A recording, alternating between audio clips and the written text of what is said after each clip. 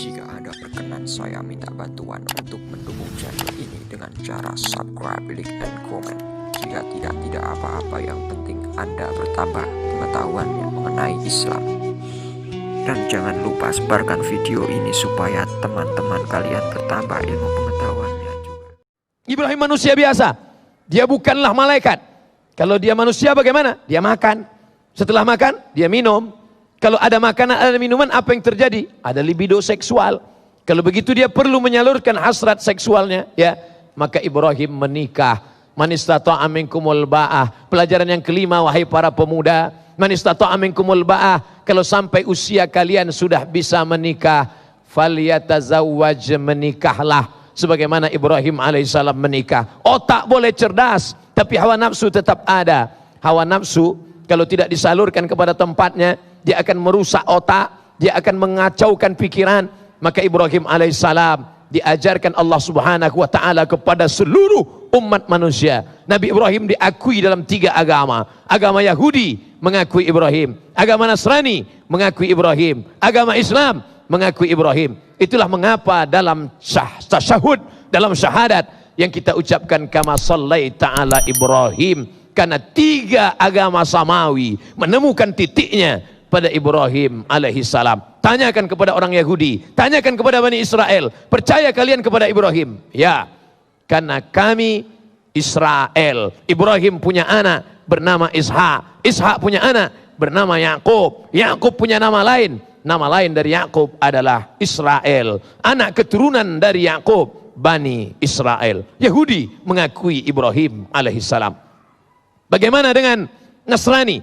Mereka mengakui Ibrahim karena Ibrahim punya anak keturunan, nasabnya sampai kepada Isa alaihi salam. Bagaimana dengan Muhammad sallallahu alaihi wasallam?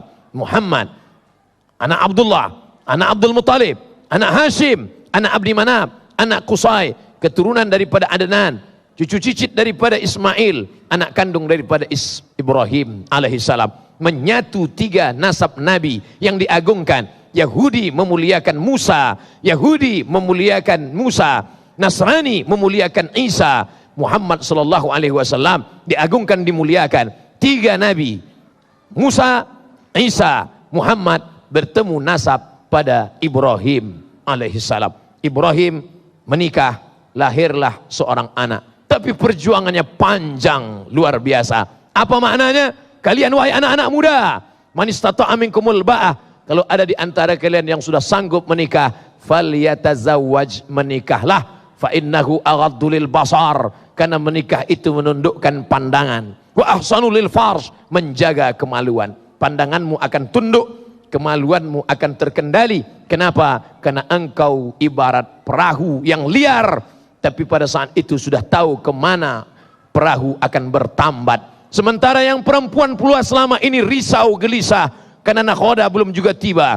Tapi setelah tiba masanya, bertautlah 2 hati manusia, didoakan oleh orang ramai. Orang ramai berkata, barakallahu lakuma wa baraka alaikuma wa jama'a bainakuma fi khair. Ibrahim alaihi salam.